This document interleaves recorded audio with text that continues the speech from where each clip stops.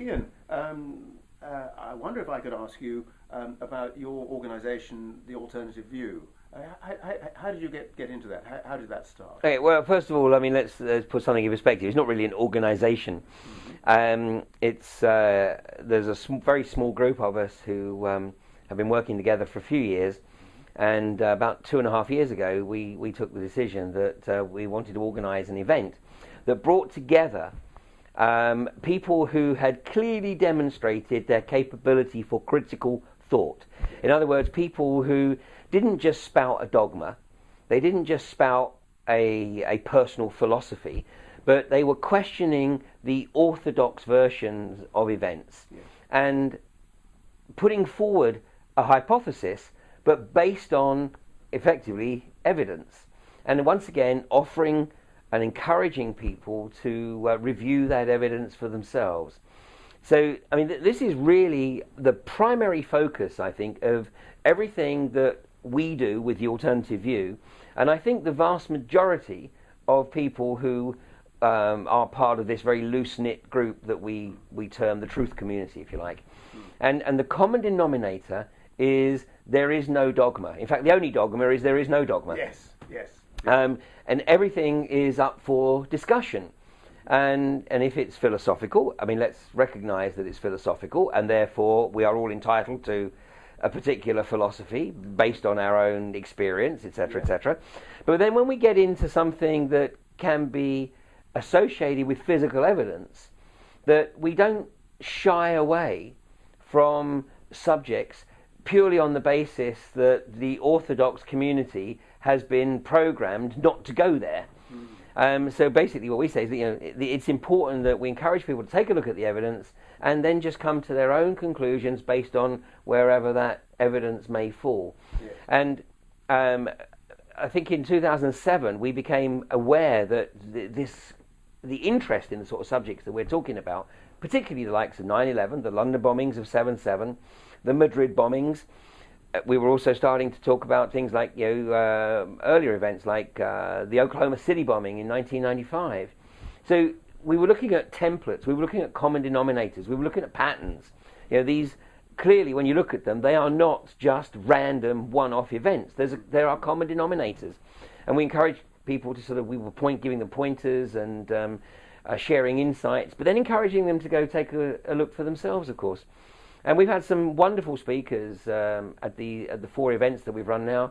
I mean, the likes of Cynthia McKinney, but then even people who are regarded as perhaps part of the mainstream. Johnny Ball, who is absolutely incensed at the way in which science has been politicised over the last 20, 30 years. Yes. David Bellamy.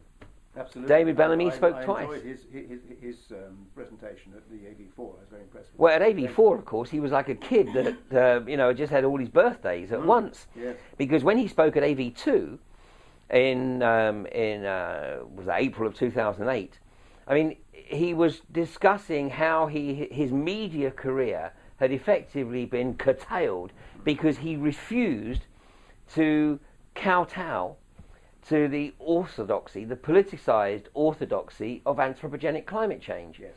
And he was adamant that the scientific evidence did not support this political dogma. And so for 15 years or so, he had sort of held this ground, and his media career had been completely shut down. Now, David Bellamy, a remarkable guy. I mean, he and I actually went to the same school. Not at the same time, I hasten to add. And he was about 20 years ahead of me. But he also sat through every single presentation at AV2. And we also had at that event Susan Bardosh, Professor Susan Bardosh. And she is the wife of Dr. Arpad Putzai. And Arpad Putzai was the guy who blew the whistle on GM Foods in 1998 in a BBC Panorama programme. Yes. And immediately after that programme, Monsanto called Bill Clinton called Tony Blair called the head of the Roa Institute in Scotland, and the following day Arpad Putzai was fired. So after a career of 30 years in the research community at the Roa Institute, he was fired the following day on the instructions basically of Monsanto. So Dr. Arpad Putzai had been vilified for a decade. And tragically, just a few months, no, not even, a few weeks before AV2, Arpad Putzai had a massive stroke. Now, Susan Bardosh, his wife, who was also a researcher and nutritionist in her own right, she flew over from Budapest on the Saturday morning of AV2. She presented her own paper before lunch, had lunch, and then she presented the paper that Arpad was planning to present in the afternoon. And at the end of the event, David Bellamy said to me, he said, you know, Ian, he said, I wanted to speak at this event because I really appreciate what you're doing, which is trying to, you know, raise people's awareness of the control of thought. And he said, but, you know, I felt sorry for myself, you know, for 15 years because I lost my media career, but I've always had my chair at Durham University. What I've seen over the weekend, because he'd listened to the likes of Susan Bardosh, he'd also listened to Dr. David Halpin, who had been campaigning tirelessly for a review of the autopsy on Dr. David Kelly, and was also on board the Dignity when it was rammed by the Israeli Navy. And David Bellamy said, when I listen to these people, he said, I've had it easy. I've had it easy. And he said, I've got a renewed respect for the people that are out there, professional people who have put their careers and in some cases their lives on the line in pursuance of truth. And of course, when David Bellamy came back to speak at AV4, this was just 4 months after the release of the ClimateGate emails.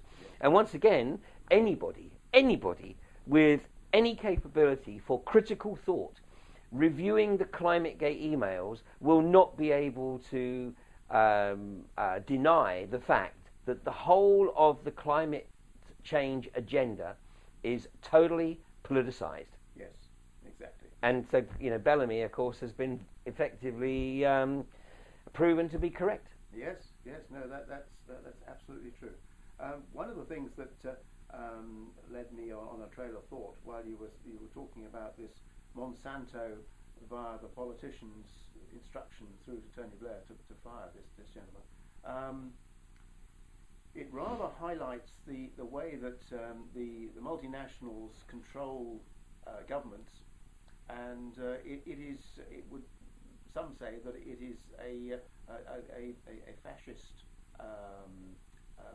formula, if you like, which is very much the way that the German industrialists or companies, big companies in Germany, worked with the Nazi government in the 30s and 40s. So, would you have any comments on the residual effects of the old Nazis? I mean, what one author, Joseph Farrell, refers to in his book as the Nazi International, and the way that they are affecting present-day events? Well, without any shadow of doubt. I mean, obviously, once again, I encourage people to go take a look for themselves, but look at Operation Paperclip, look at Operation Epsilon.